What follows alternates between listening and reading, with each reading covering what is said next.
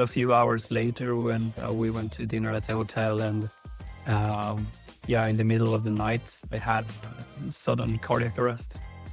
And so my heart stopped beating for still like unknown reason.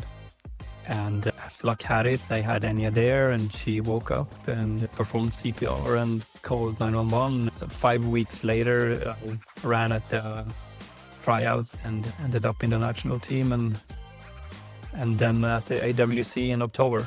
So like 6 months after my cardiac arrest, I competed at AWC. Hi everyone, and welcome to the Champions Journey. Today I have Markus Lindgren with me, and Markus and I, we've known each other for a couple of years now, and I mentioned to him in the intro that this is probably going to be one of the most difficult podcasts in terms of staying professional, because when we meet, we usually joke around and have fun. But I'm actually looking forward to this episode. Markus calls himself a handler in the making. And he's been on a national team for Sweden 2 times, but so he's having a humble approach to his self-view. But I'm actually very curious about how you got into agility. Where did it all start? And we can basically take it from there. So welcome to the podcast, Markus. Thank you for having me. Thanks. Good to be here. Yeah, I started off it's got to be pretty much like 11 years ago, I think. So my oldest border collie, he's turning 12 this spring. And so I started doing agility when I got him, and I really came in contact with agility because of my then girlfriend at the time. And she had a border collie that was 1 year old, and I couldn't fathom why you would want a border collie, because I really thought it was annoying and a stressful dog ever. Like it was beyond me why you would get that kind of dog. And here we are, like 12 years later, and I will probably have border collies till the day I die. How many do you have now? We have 5 in the household. Yeah. So it's, a lot has changed. If someone told me 12 years ago I would be here doing this, I would never have been able to imagine that, no. Yeah, it's funny how things change with time. Yeah, basically it started off with me watching some competitions and some trainings, and then by accident I ran like one grade 1 course, and I realized, like, holy shit, this is actually a sport. And a year later, I had my own border collie, and here we are. And did you do any type of sports before for agility or anything like that? Yeah, I did. I played hockey. I played a lot of golf. I played football when I was a kid, but that's a really, really long time ago. And I did quite a lot of CrossFit before I started doing agility, and it kind of flipped the script. So yeah, there was a clear life before border collies and new life after border collies. Yeah, it's interesting in terms of you coming from CrossFit, which is considered one of the toughest sports that is right now because there's so much variety and heavy loads, but still you consider agility a sport. And what is your reason for considering that? I think actually, like, it changed the first time I went to Gold Agility. I wasn't even competing, I was just watching. And I got to see like a whole different side of the sport than what I had been seeing in the north where we lived. Like local, small, really small competitions compared to like that type of really big competition. And I saw international handlers, and there was actually like a whole nother level of the sport that I've never been close to. It's really like changed my view on things when I got to see that part of the sport. Cool. So you have to explain to the listeners, what is Gold Agility? It's a huge competition that they ran in Kalmar in Sweden for I don't know how many years. I think it was last year they had a competition again, but it was or are one of the biggest competitions in Sweden. Yeah. It's at a big stadium, not so far from where AWC was in 2025. Outdoor Yeah, stadium. pretty close. Yeah. Yeah. But it's a True. very fun event. Every time Super it cool is. place. Yeah. Yeah. Yeah. We go there. And then we usually meet you guys there as well. Yeah. It was the first time I saw like any competitors from that was not local and not from Sweden, people coming in from other countries. And also, I think maybe the first time I actually saw 'cause this agility in Sweden is so like 95% women that does the sport.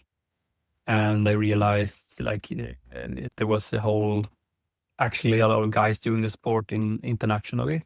So I had no idea before that. Yeah.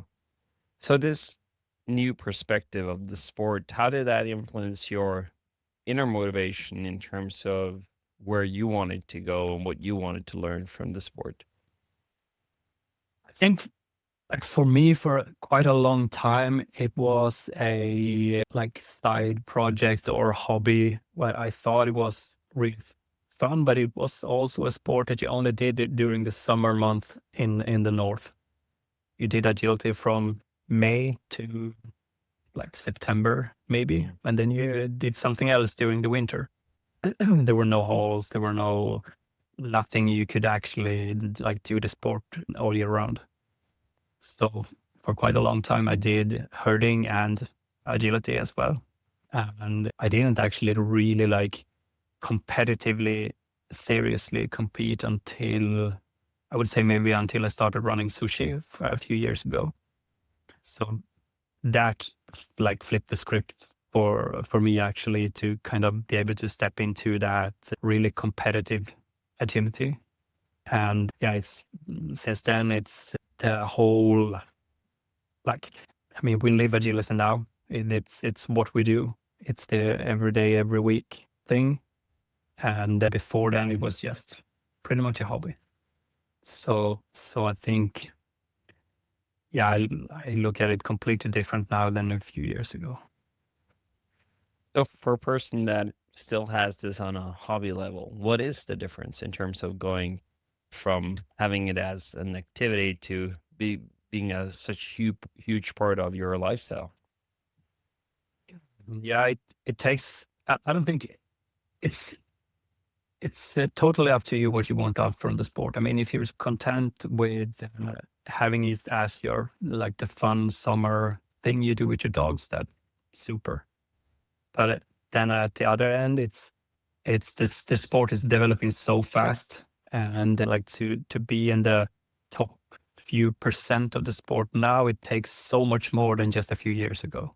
So I think that's like one of the things that I think is so cool with the sport, that it changes so fast. It's developing like at super speed, and it takes a lot to stay in the game, or to keep being like on the top end of the sport. It takes a lot of commitment. It takes, whether you like it or not, it takes both commitment, it takes money, it takes real commitment from anything. So it's getting harder and harder to be in the top few percent for sure. And I Yeah. think that's a lot of people maybe aren't that keen on it, or they don't like it too much, that it's being like there's this elite level of the sport. But I think it's inevitable, and it's gonna keep progressing that way. And I think the sport is gonna be more and more like maybe the show jumping with horses. Kind of it's developing that way, that there's gonna be this elite level, and it's gonna take a lot of you if you wanna get into that space somehow. Yeah. And what is important to state as well is that no matter if the sport is becoming more and more professional, there's always room for everyone in the sport. And I think that's one of the cool things when it comes to agility, is that you could go to a competition and you could meet a lady that's 81, and then you can meet a boy that's 12, and they're competing in the same class. Yeah, for sure. So I think that's one of the things that's unique with this sport, because I can't think of any other sport that's that provides that opportunity for people. So I think that's quite unique, and I think it's really cool. You are like, if you getting to the sport now, I think if you start playing hockey, for example, you're gonna have a really hard time being close to your idols. But in agility, you will be able to be near that type of competitors in your sport. Because I think that's really unique that you kind of mix and match that way. Yeah. And then it's the hard part is that the professionals, they make it look easy, and then you try yourself, but then Yeah. it's really hard. Exactly. Yeah, you get humbled pretty quickly. Yeah. Yeah. What is it about the agility that got you hooked? It was or is that kind of team feeling that you get with your dog. And I think the knowing that I can't do this by myself. I can't finish this course by myself. And the dog can't finish the course by yourself, but you need to have that companionship and that team spirit, so if you'd like to call it that. But that feeling that you have as a team, I think it's unique in and it gives that feeling that it's hard to like put a finger on it. Yeah. So I think that's probably like the main core of it. And of course, there's so many things coming to it, but if I would say like one thing, it's that sense of team. Yeah, the belonging that you get together with your dog and that connection that you have. That's for sure what hooked me. And that's the main thing keeping me going as well. Yeah. Is it also something about the challenge that every time that you go to a new course or to a competition, there's always this unknown challenge that you're stepping into the ring together with your dog? Yeah, and I think that's funny when you talk to people that's not into agility or they don't know anything about it. Then when they realize that the course is different every time and that you don't know what type of challenge that you're gonna face, I think like the little kid in me would probably be really scared about that. As I know when I was kindergarten age, I hated not knowing what the other day would bring. Like I needed to have a plan or I needed to know what was coming up. Not knowing would make me like anxious. Mhm. So in that way, agility maybe wouldn't be for me. But yeah, I think fortunately a lot has changed since then. Yeah. No, it's for sure a cool part of the sport. It's not knowing what you have to prepare for. Yeah. Yeah. And you mentioned that it changed for you in terms of when you got Sushi or started to run with Sushi. That changed the game for you as well. So Yep. tell us about Sushi and how and why did it change? Well, as some listeners might know, Sushi is or was is Shelty. And a few years ago, where we were going to the Swedish Championships, she lost her voice. So she realized she wouldn't be able to compete both dogs. And so she had to prioritize to like just have her voice for one of the dogs. And I got the possibility to run with her. And we almost had no training at all, but we realized quite quickly, like we were quite a really good team. And I think that feeling of being really competitive at like the top end of the sport all of a sudden changed the way I looked at it, or gave me like a lot of energy kind of coming into the sport. And yeah, it opened up like a new side of it for me, where I actually realized or felt like, hey, this is something I want to do head on now. Like, forget having this as a little side hustle going on. I want to do this for real. And then, I got lucky again a little bit later when we were in Denmark. They had a rule there that we weren't allowed to compete more than 2 dogs as a handler. And then you had, of course, Party and Sane that she wanted to run. So I had the opportunity and again to keep on competing with her. And since then, it just rolled on, and yeah, here we are. I've been running here now full time since then. Yeah. So yeah, and a lot has changed since then. I mean, both how I look at the sport and how competing and training, and yeah, it's clear like before and after thing, I think. Was it like Sushi open up a new door of what is possible and a different love of the game? Yeah, definitely.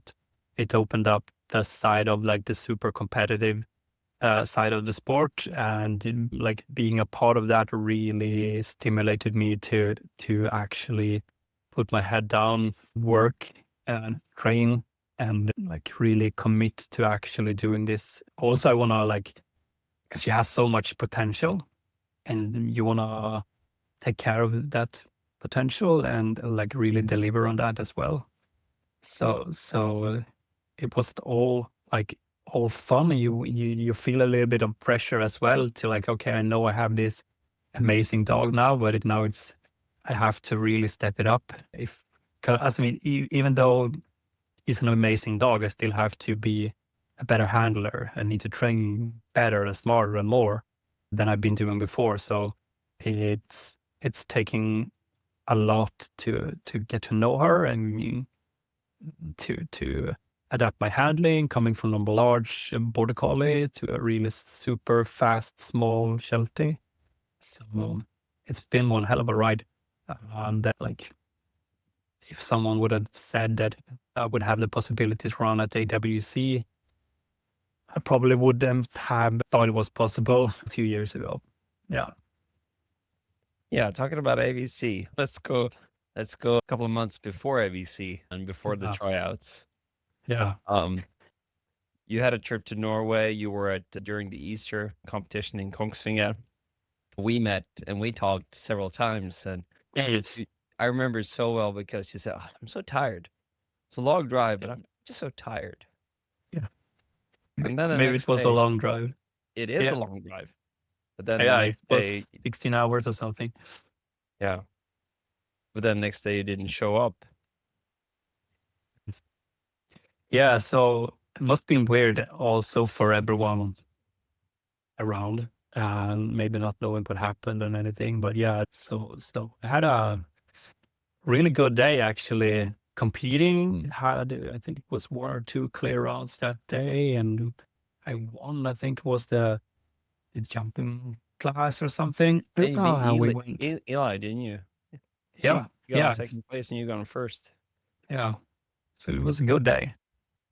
Yeah. A few hours later, when we went to dinner at the hotel, and yeah, in the middle of the night, I had sudden cardiac arrest, and yeah, so my heart stopped beating for still like unknown reason. And as luck had it, I had Enya there, and she woke up and performed CPR and called 911, and yeah, like the stars were really aligned. And yeah, it clearly wasn't my time. So I ended up being at the ICU in Oslo for, I think, 2-3 weeks, something like that. And I'm sure a lot of people listening maybe heard or read about it, but yeah, I was in the hospital for I think 3 weeks, and we had our tryouts for AWC coming up in 5 weeks.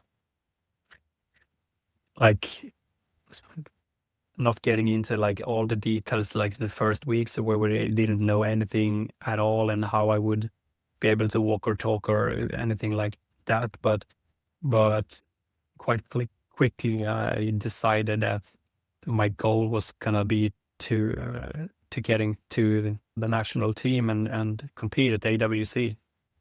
And I set that in my mind when I still was in the hospital bed. I was hooked up to like machines. I couldn't go to the bathroom by myself, just getting medication through like straws in my neck.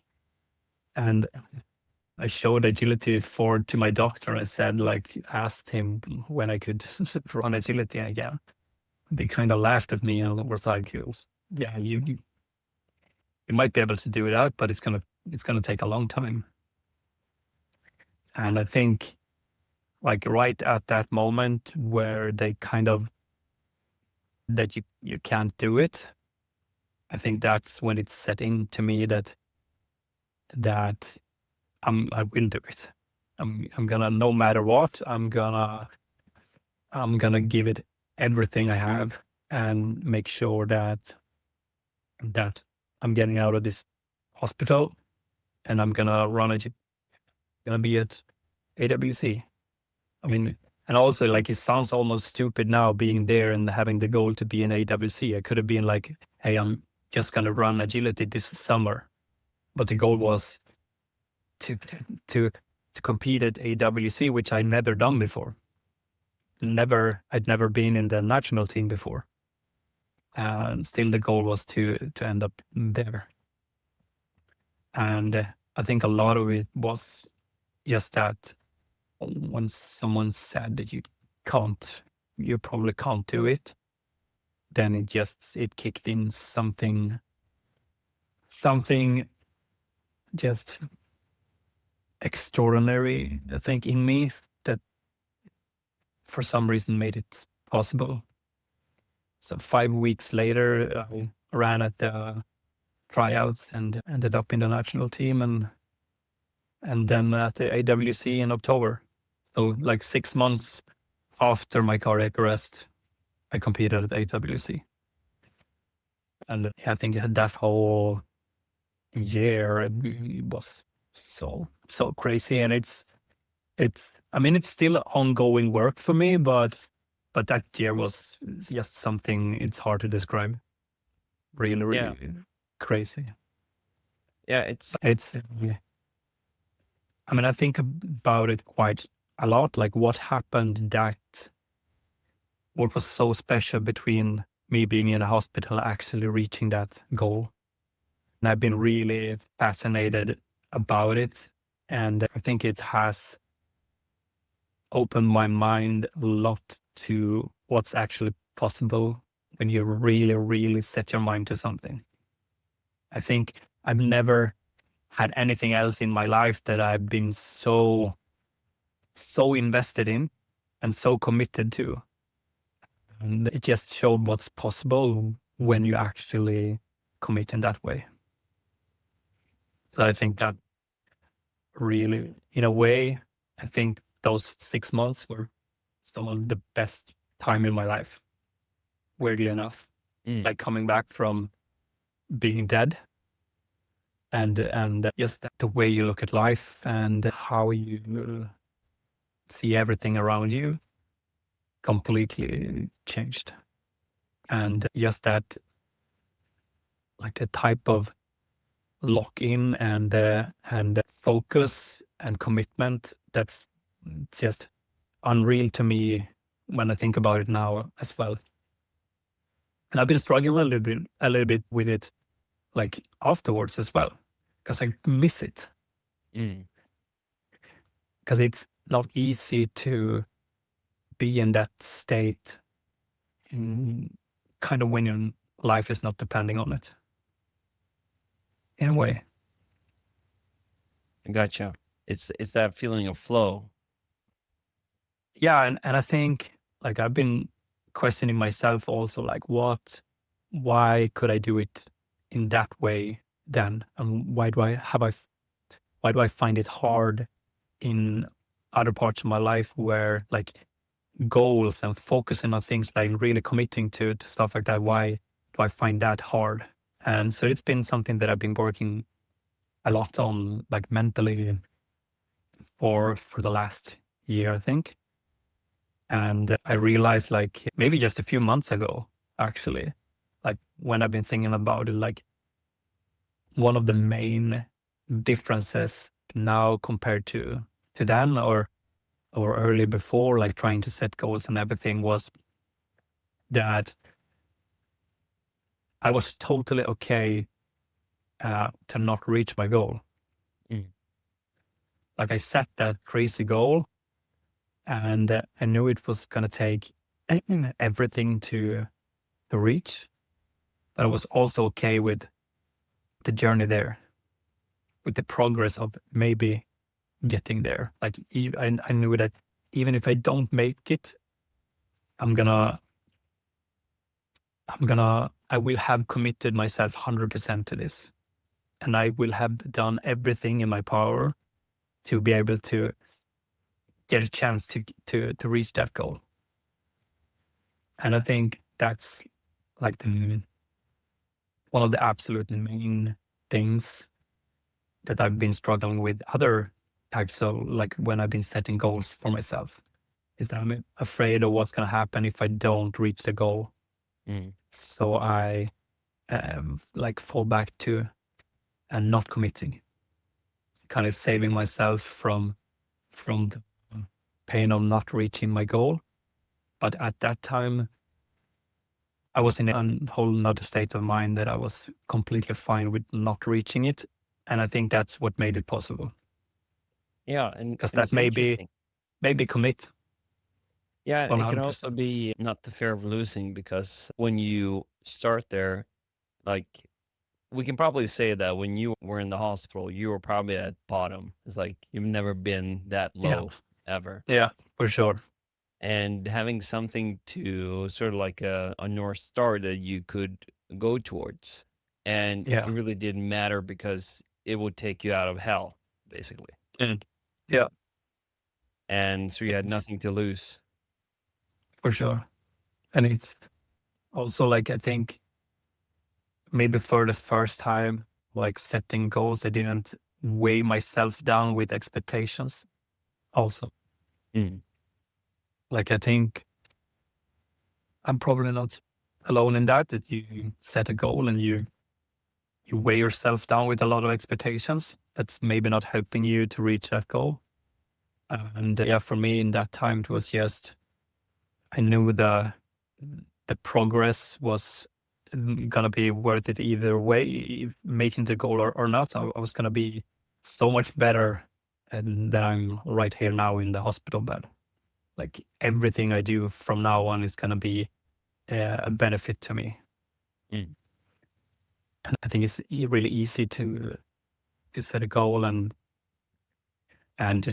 not you invest so much in the end game or in winning or losing that you miss out on the trajectory or the progress and what you gain in going there.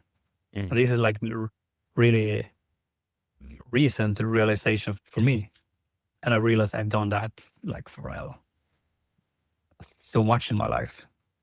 So it's kind of like talking about it and like spreading that might help someone else to see things differently and like being able to change how they feel about goals and committing to them and like seeing the progress there as a bigger part than actually the end game of the goal or the turnout if you win or if you lose.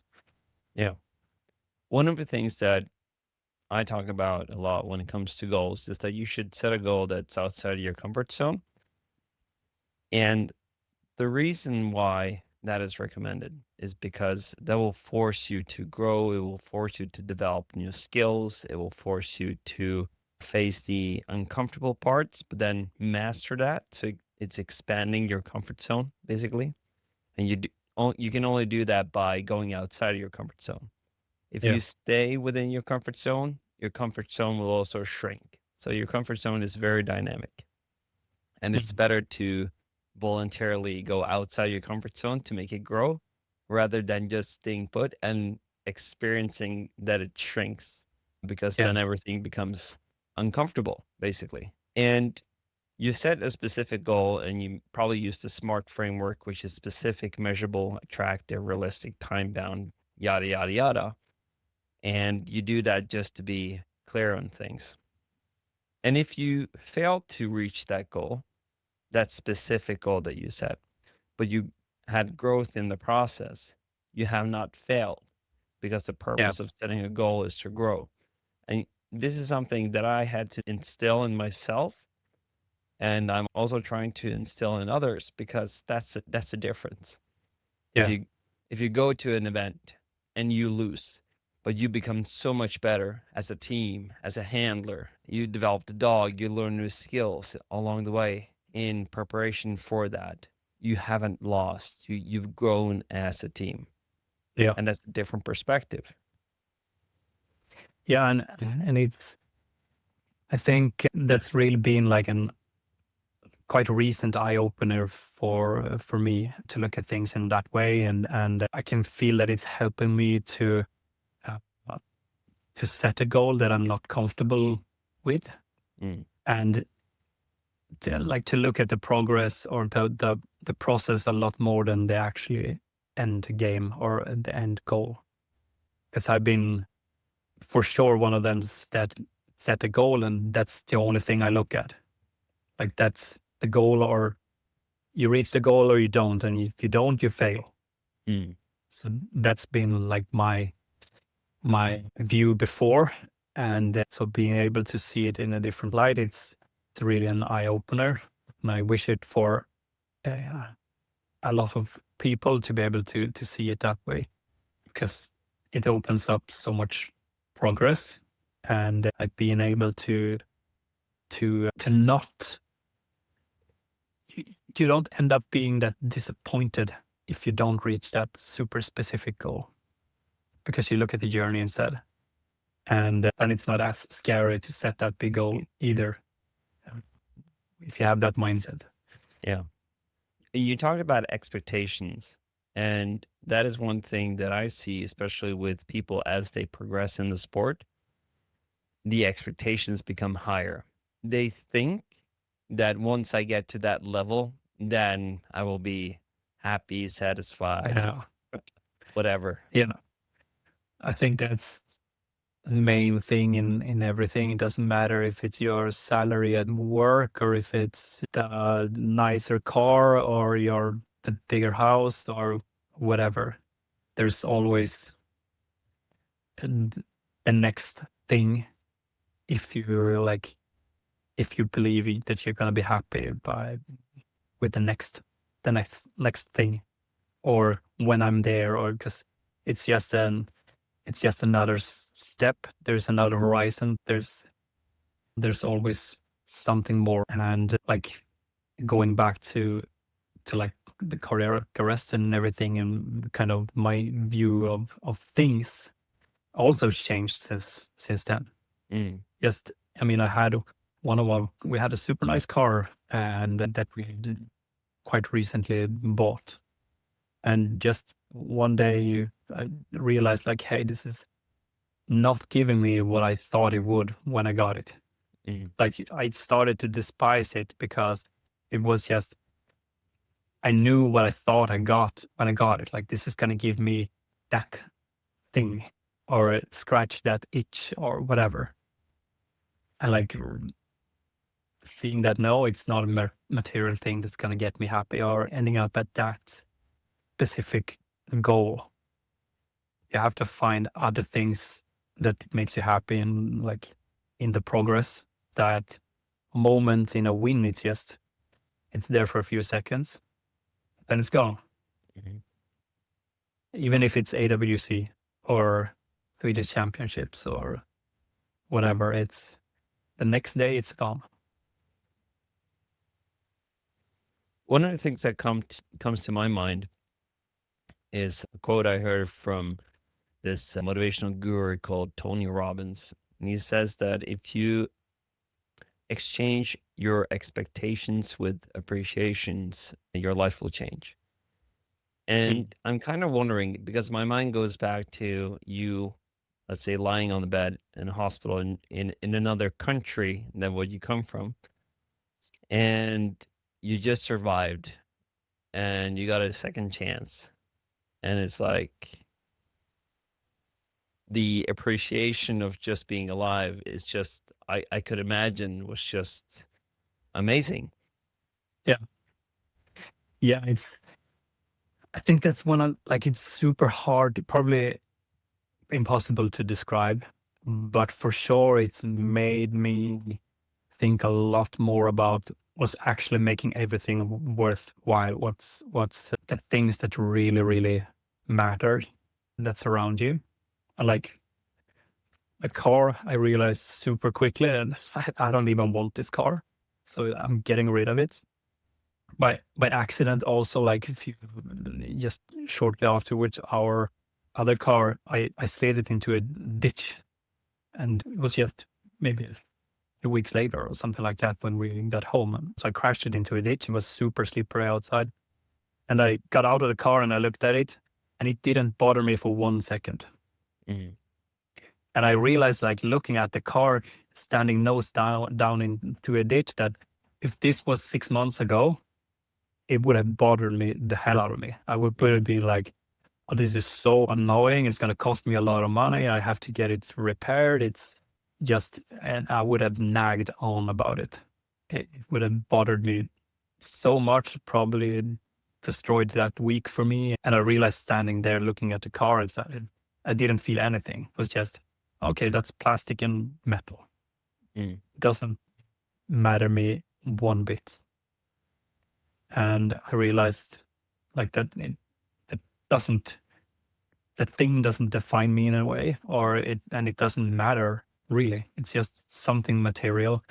And I could see like how different my reaction to that would have been just a month ago. Yeah. So it's yeah, you realize quite quickly like what actually matters around you, and it's your friends and your family, and it's not things you can buy. Yeah. What has value? Yeah. Yeah. Yeah. So it's time and what you spend your time on. Like what do I put my energy into? And yeah, what people do I have around me? Where do I spend my time? To what do I give my time and energy? I think that's probably like the main things that I didn't think as much of before, that now I kind of see it as the only thing that really matters. So a lot of things has happened since. I mean, I changed my job, realized that I didn't want to spend my time at that place that I worked. I wasn't working with the type of people that I wanted to spend my time with. It didn't matter that like I made really good money. 'Cause it wasn't worth my time, and the people weren't worth my time there. So I changed it. And we also moved quite recently. So that's also a huge thing that has changed, and that I really felt like I really want to change this after this, because I realized like it's easy to think that you have time. You can try to live somewhere else some other time, but some other time might not come. You might not get that time. You don't know how much time you have. So that also changed the perspective on that, like realizing, hey,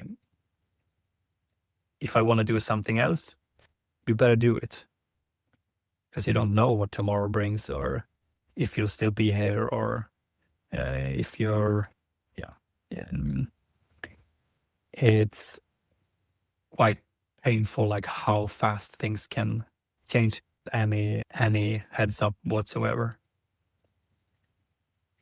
One of my favorite books when it comes to happiness is written by the chief of business of Google X, which is like the innovative department of Google. They basically invent stuff. Who pays for it? That's the whole Okay. thing. And he lost his son when his son was quite young. And this is a guy in his 40, 45 year of age. And he wanted to, as an engineer, find the formula for happiness.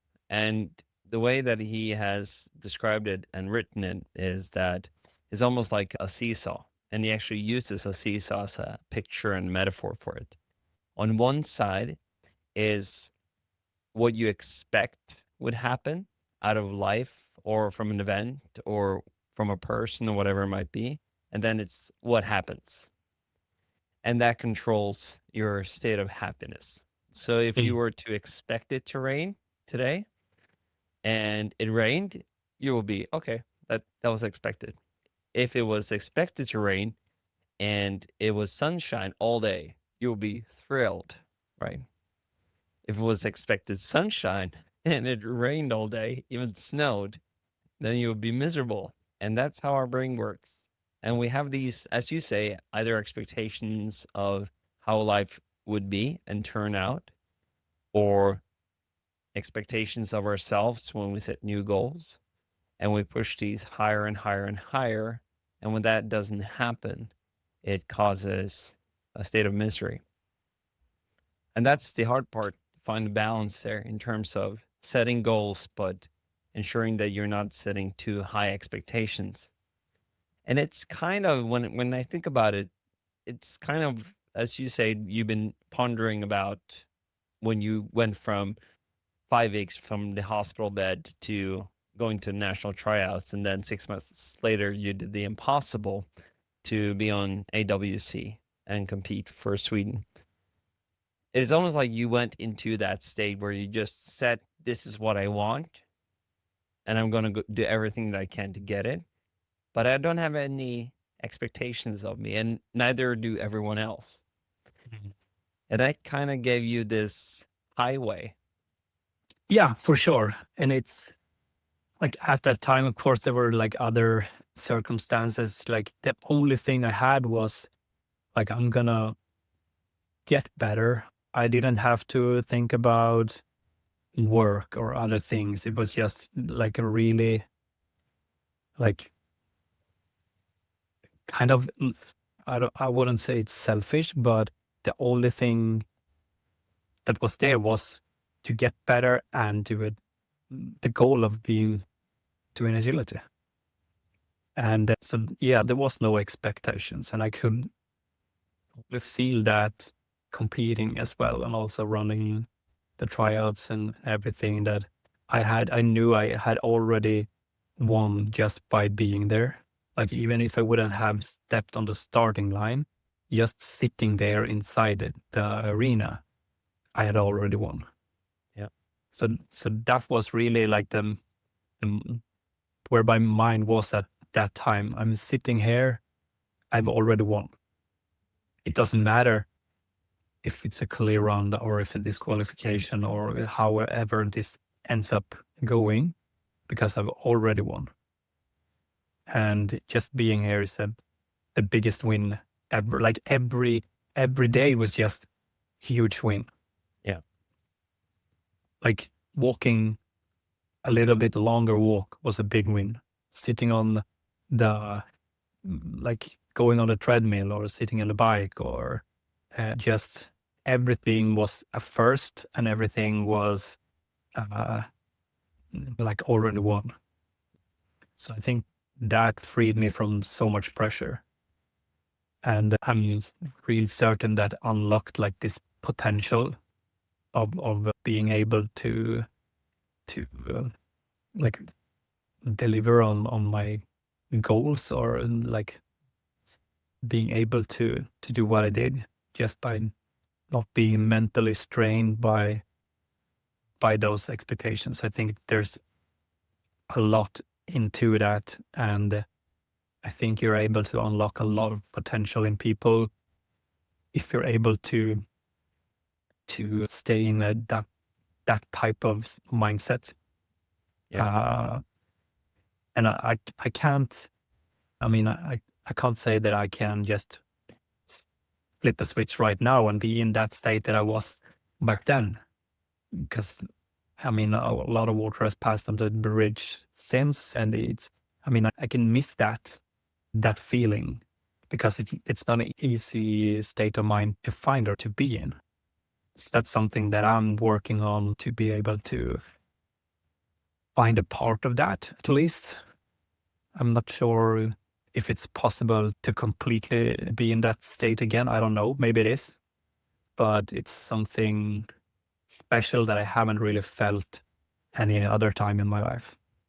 But for sure, I'm sure that it's possible to be closer to that state by working on it, and like maybe taking professional help and talking to coaches, and or if it's a psychiatrist or like whatever, But I think it's something that you have to work on to be able to be in that mental state of mind, because it's for sure not a switch that I have that I can just turn on again. But I'm working on it because it's something that I want to become better at. And that's a goal as well, to be able to get closer to that feeling and that state of mind.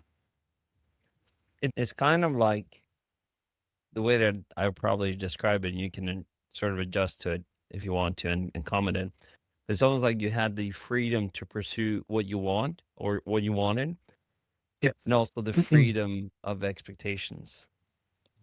You didn't have those holding you back or putting additional pressure. It was just like, Yeah, for it gave sure. you a That's really spot on, and almost like a high, like Yeah. a trip, like someone gave me a free shot of something, and now I want it again. Yeah. But yeah, for sure, that's a really good way to describe it. So if you want a good agility career, go to the University Hospital in Oslo, and they will Yeah. give you what Markus got, and then Yeah, exactly. I wouldn't recommend it. It's so low, really bad odds. Yeah. For sure, it's opened up my mind to what's possible, but it doesn't come free just because you did it once. Yeah, true. It's an odd state, and I can kind of relate to it in one way, because after I cycled around Norway, I was in that kind of flow state, and it was like there was basically no obstacle. Whatever happened, you just managed to pull through in some way. Just had that feeling that it doesn't matter, because it will happen anyway, in terms that I will make my goal. It's just, I know it's true. The world just have to wait and see, because I know it's going to happen. And then after that, I kind of had a drop, and then I was kind of missing that feeling. Like, and that was the dark side, or the backside of being in that flow. Yeah, Was for sure. cost. Now I've had that as well. And like for the first, I would say the first year after everything, after the cardiac arrest and so on, then when like normal life kind of started to set in and everything, and kind of the backside of things caught up.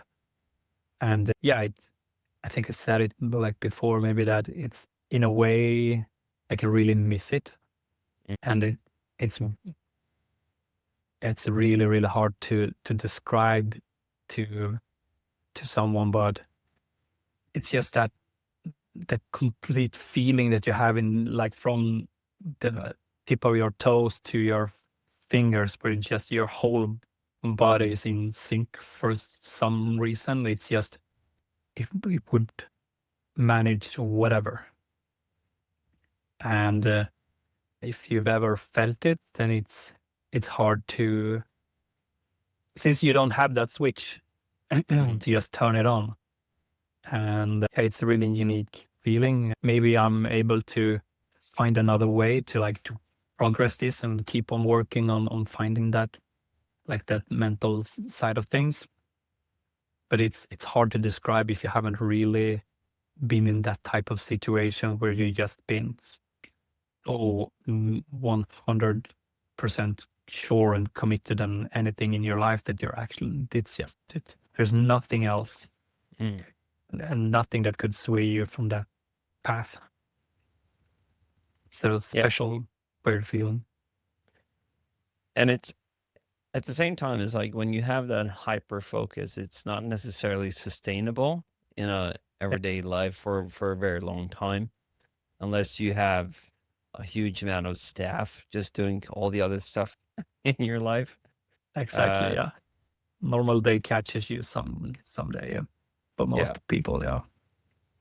But it's one of the things that I really want to tell you, and I'm not sure if I've said it to you, but I remember it so well when you went to the hospital. You were also, but you didn't mention you were in a coma for a period as well. And me and Ellie, we were in our kitchen where we're discussing this. It's like how it's gonna turn out for Markus. It's like, We don't know. We were living in that uncertainty, which is probably a microdose of the uncertainty that you and Enya experienced. But it's like I was saying to Ailey, it's like this is gonna take a long time for him to get back. And then a couple of weeks later, we were also texting, but I didn't know that you signed up for the national team. And Yeah. then we started to follow the tryouts in Sweden. It's like, why is Markus there? What is he doing there? Yeah. I don't think Enya was really super happy with me because I signed up for the tryouts while I was still in the hospital bed. So Yeah. when she came from the hotel that morning, I said that, like, hey, I think I showed her my phone or something because I just made a payment or something. Like I signed up for the tryouts. But yeah, I think I don't know, like, really if I thought it was possible or not, but I needed something. I think like that just filled my body with energy, and I think that made me recover so much faster. Just having that like North Star to look at as a goal. And I don't know, maybe the doctor was super smart in just telling me, no, you can't do it. And just triggered me to do it. Or if they believed it or not, I don't know. Yeah, but there's a large amount of stories of people experiencing some form of accident and sitting or lying in their hospital bed and just making a decision, creating this mental movie of how it's going to turn out despite all the evidence, and they just lock into it. And that has a huge impact on how you deal with the circumstances. Yeah, I think it's for sure made me realize like how much potential there is in people. Yeah. That you don't know what type of like superhuman power you actually possess. That's there to be unlocked in some way. And I'm sure like a lot of I don't consider myself like special in any way. I think that type of superhuman talent is kind of in everyone, but it's there when you absolutely have to or when you really, really need it. Mhm. But I think there's so much potential to unlock in everyone just by finding that like that type of key set that you maybe need to unlock a little bit of that potential or that progress and to find out like what's holding me back in life or in business or in agility or goals or whatever. Because I think a lot of people think that everyone else that they look at or that they idolize in some way is it's a super special. Yeah. Say that they have something that you don't. But I think, I mean, yes, talent and so on, but I think hard work beats talent. When talent doesn't work hard. Yeah, talent doesn't work hard. Yeah, but I think there's so much potential in people that there's there to be unlocked. So that's kind of a wish that I have for like people listening, and why I'm open about like my own struggles as well with setting goals and everything, and maybe to give a perspective on things that if you feel like I'm not good enough or I can't do this or that most of that it's not true, and it's just that's progress or goals that maybe you're looking at from the wrong perspective, and it's probably holding you back in some way, and that there's huge amount of potential in people that you wouldn't even imagine. So I've found that true for myself, and I'm sure it's true for everyone else as well. Yeah. One of my lessons was that when you managed to get to the AWC team, I think I said to Elise that never listen to my opinion again because I was totally wrong about this one. I think the more you knew, the less you would think that it was possible. Yeah. Because, I mean, like my mother has been working in, well, mostly not like emergency room or surgery or anything like that, but in a hospital. And they were actually on a ski trip with friends of my family when this happened. And the husband of the woman that was with my parents there at the trip, he's an ER surgeon. So he deals with like super big trauma injuries and stuff like this all the time. And they were in Finland, and when they got the call that this happened, they immediately flew to Norway, and they asked him afterwards, like when everything had gone well. They asked him like, what were your first like really, what were your first thoughts, like your honest, sincere thoughts, and he said like, well, I thought you better hurry, because you might not get there in time to say goodbye. Mm. So I think the more you knew like about maybe cardiac arrest or anything around that type of area, the more worried were you when you heard what happened, because you knew how slim of a chance it is to survive. But it's weird, like for some reason, I don't think anyone in my family had any doubt that this wasn't gonna turn out well, that I would not make it out of the hospital or so on. So yeah, I think that probably, their mindset probably helped me as well during that time. But it's been crazy, really crazy. Still is. Yeah. Still is. You basically beat the odds, not just once in terms of surviving, but you kind of beat the odds in terms of going to AWC as well.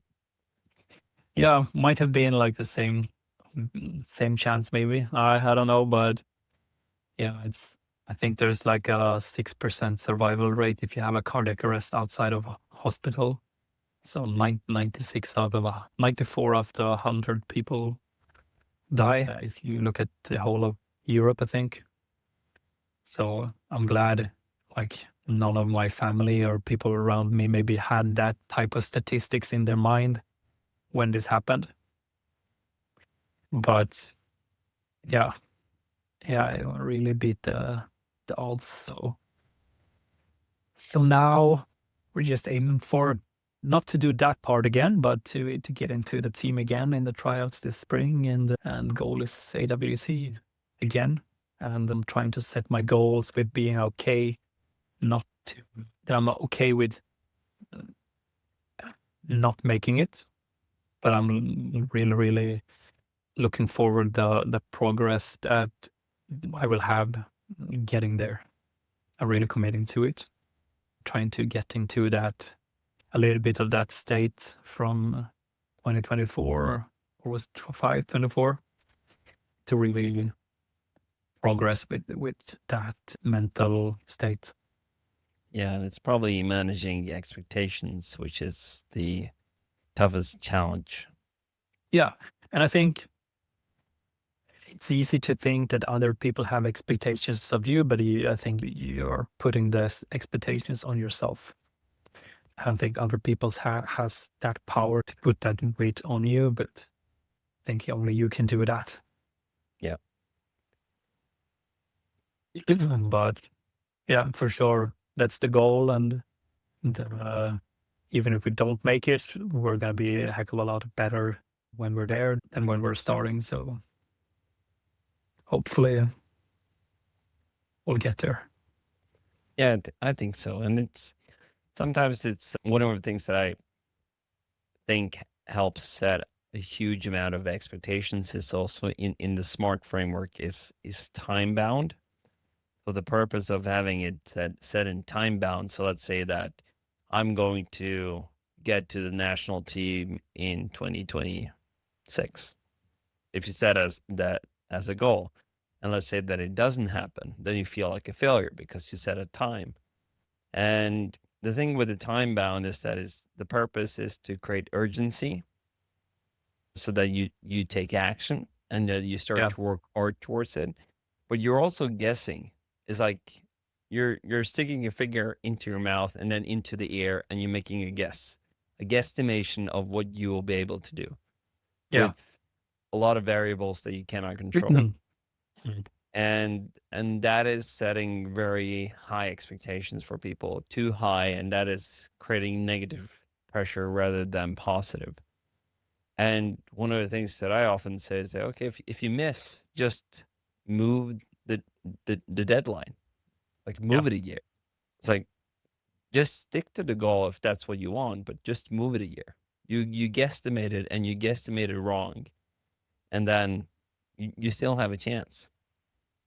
Yeah, and I think also the progress in that as well. Like, I set a goal, but I'm gonna be if I'm really working for that goal, I'm gonna be so much better getting there, even if it's now or if it's next year. But like, really that focus on the progress rather than the end game, I think.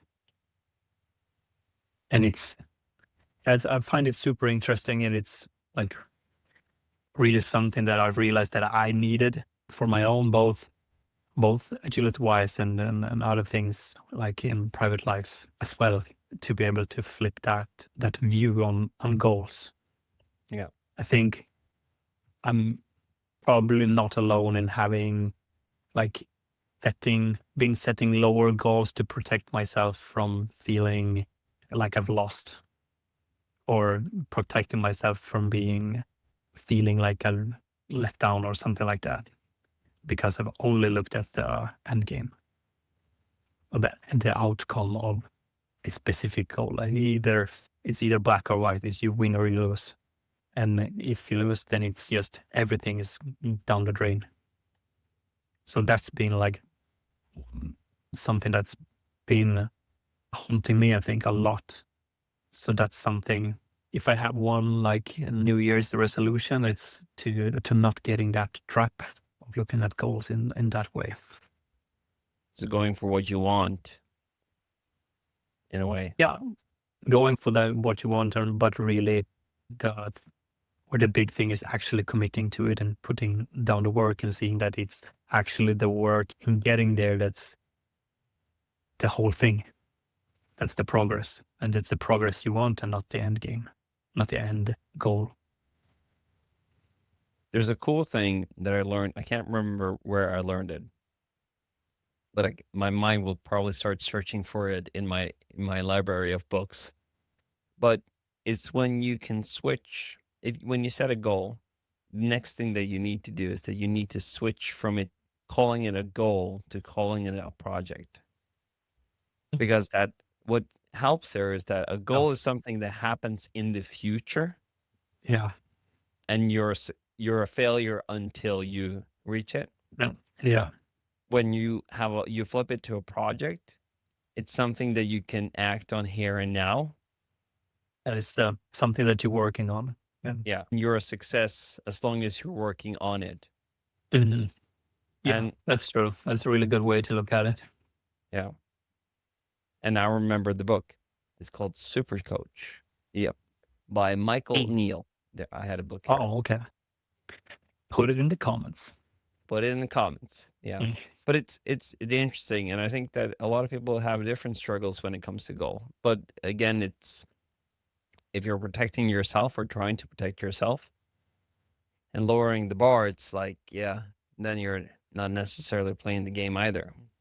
No, that's just avoidance. And it's like, when you really narrow it down, it's like if you, let's say you set a goal and a year into the future or something like that, what's worst, like being there, knowing you've done everything you could and losing in that game or whatever, or being there 1 year in the future and realize that you didn't even try? Yeah. I mean, it's a lot more regret to not try, not to work for it, than not winning in that moment. That's going to be gone the day after anyways, Yeah. even if you won or lost. So I've been having a hard time looking at things like that. So that's a really like a work in progress for me that I'm really about to keep working on. A handler in the making, as we Yeah. introduced you as. Yeah, exactly. Yeah, no, for sure. But it's, yeah, if I ask myself if I would rather like win or lose something, or if I want to be there 2 years in the future and knowing that I really committed and I did everything that I could, I would rather be there and knowing that I've done everything that I could. Yeah. So that's like I would say new to me way to look at things, and for sure work in progress. Yeah. A flip the script, as you said. Yeah. Yeah. And it's quite new as well. So I'm sure I will have like setbacks and things like that, but just at it as a project and something to keep working on, and really reminding myself that, hey, it's not about maybe winning or losing. Maybe it's about just the progress and the project itself, and committing and doing the work. That's actually what's worth it. I keep like being reminded of, I can't remember his name who said it, but it's something like it's then something along the lines where the goal is in the work you're avoiding, and or the progress is in the work that you're avoiding. And I think that's really something that is super true, at least for me. And that's something that reminds me of like, hey, okay, it's actually when you're in that uncomfortable situation or you're setting an uncomfortable goal, it's in that mess or that the uncomfortableness that you're gonna find what you actually want on the other side of that. So you have to kind of keep reminding yourself that that's where the progress lies. I know a version of it, and that's from an author called Joseph Campbell. He wrote a book called A Hero of a Thousand Faces, which is like he found the structure of all the mythological stories that had the same framework, which he called The Hero's Journey. And that is one of the most read books of all script writers in Hollywood. And almost all movies follows that story or meta story. And he had a quote saying that the cave you fear to enter lies the treasure you seek. Yeah, it's the same. Yeah, it's the same. But it's probably more also in the work that you're trying to avoiding is also the progress you seek. It's on the lower level. It's less philosophical in a way and more practical, but it's meaningful. Yeah, I think that's something that probably resonates in a lot of people. That's true for not just me, but a lot of people, that you really have that dream, but you're getting stuck in that starting phase, or you're getting caught in too much at the goal because it just feels too big and too hard, and you don't believe in it fully. But yeah, combine that with seeing it as a project and a work in progress, then it's easier to keep going and to get that progress. Mm. One of the things I always ask my guests, or I think I ask everyone, It could be that sometimes I forget it. But what is your proudest moment when it comes to agility? My proudest moment. I think it's a tough one actually, because I mean, for sure it's easy to say like starting at AWC or placing second at was third, can't remember, but making the AWC team. But I think there's been so many firsts like since everything happened, and it's really hard to like really say just one thing. Like I think one of the things is just getting back to Norway, actually competing in the same arena as like before the cardiac arrest. It's really weird what it does to your mind, like knowing like last time I was here, I think I actually ran for same judge as me. So like stepping out there on the line, knowing like last time I was here, pretty much a year ago, I ended up in the hospital for 3 weeks after doing exactly what I'm gonna do again now. So I don't know if I've said that to anyone, but just knowing that I'm here doing that again after everything, like that makes me really, really proud that I haven't avoided that might seem like really, really scary to a lot of people. And I know people that survived cardiac arrest and so on that ends up living in fear because they're afraid of that it's going to happen again, or that they don't go on vacations because they don't want to go far away from the hospital, or if they go on vacation, they make sure that they have a hospital close to their hotel and everything like that. They really get caught in that, living in that type of fear. So, I mean, just doing again and what I did before, I'm really proud of that. But I think probably like the best moment of that year was, I think, course walking the first course at AWC. I don't know if anyone saw me, but I was walking. I was course walking, crying. First course walks. Just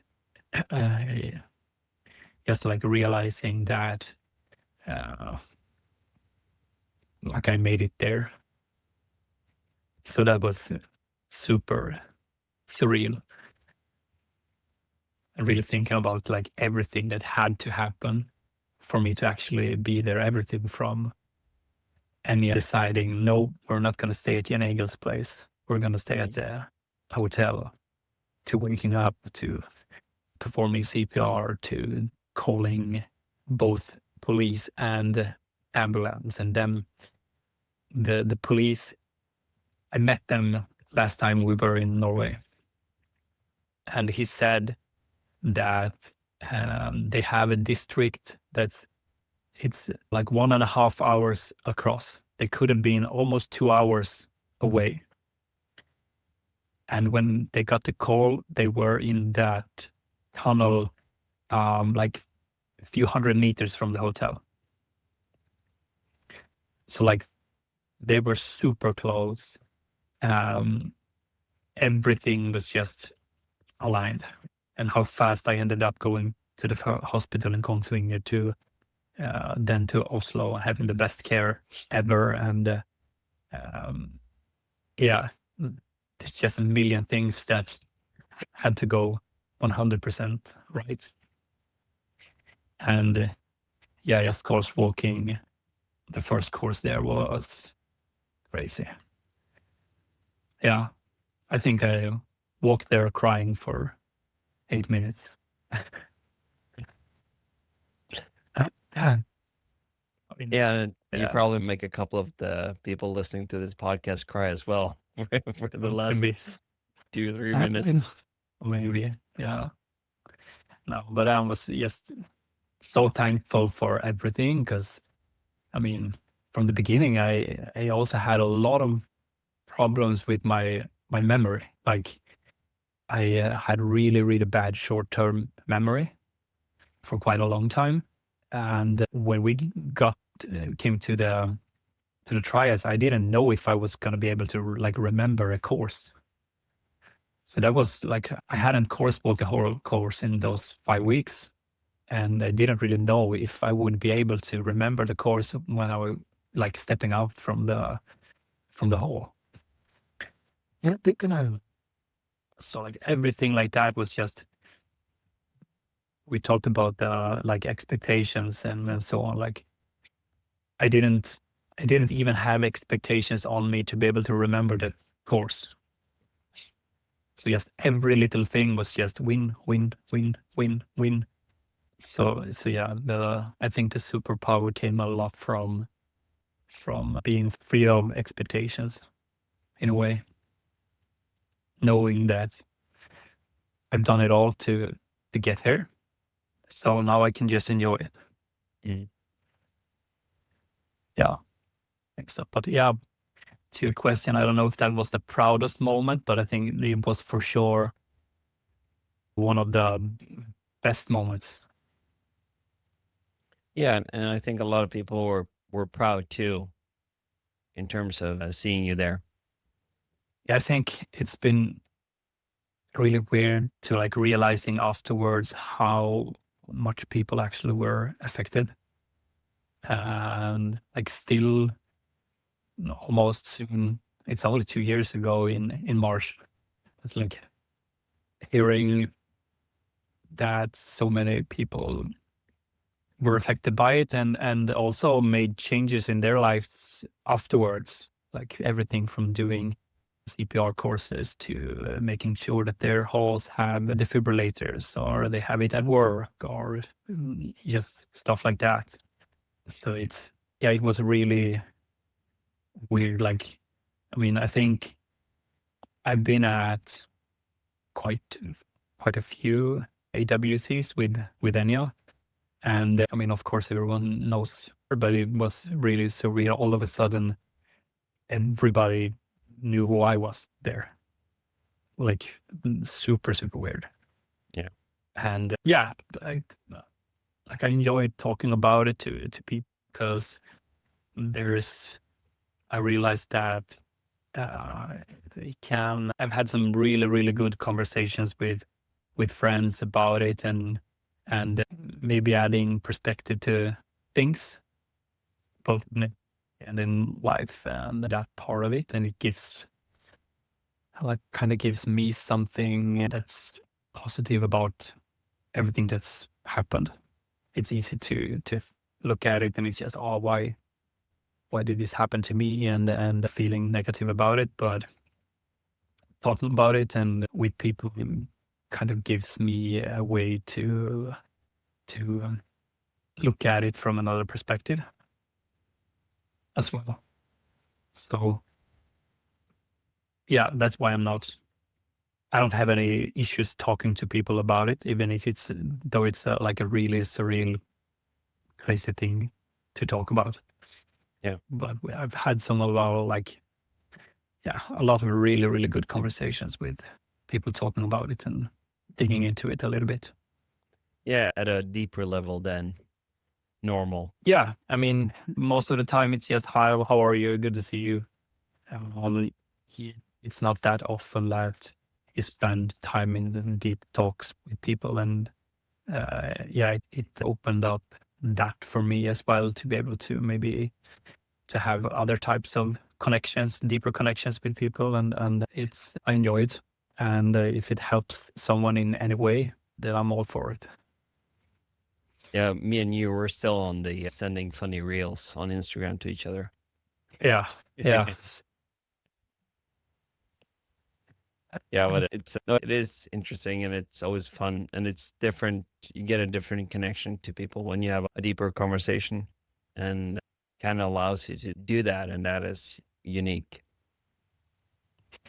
Yeah, I think it has deepened a lot of the friendships that I have with people as well. and both friends and family as well. And it's, yeah, I think it's good for me and the people around me that I'm open about it. Yeah. Another question that I always ask the guest on the podcast is, what would be the thing that only a dog could teach you and not a human? What would that be? Oh, I think something that they at least try to teach us is live a lot more in the moment. They don't worry No. about what might not happen. They don't have that type of expectations on tomorrow or next week or whatever. And that's for sure something that everything that's happened has made me work a lot more with myself also, to live in the present and not worry about things that might not ever happen. So I envy dogs for that, and I think they try and teach us that. Yeah, that's the first thing that came to my mind, at least.